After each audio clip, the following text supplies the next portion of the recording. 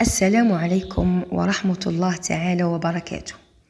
أحيانا وأثناء قراءتنا للقرآن الكريم تمر علينا بعض الكلمات التي تشبه كلماتنا العامية أو بعض الكلمات شائعة الاستخدام، فنفهمها بمعنى آخر يختلف عن مفهومها في اللغة العربية الفصيحة التي أنزل الله بها القرآن الكريم. ومن أمثلة ذلك قوله تعالى بعد بسم الله الرحمن الرحيم: وثامود الذين جابوا الصخر بالوادي. جابوا هنا بمعنى قطعوا وليس أحضروا. وفي قوله تعالى: فجاءها بأسنا بياتا أو هم قائلون هنا من وقت القيلولة وليس من القول. كذلك قوله تعالى: فأمه هاوية.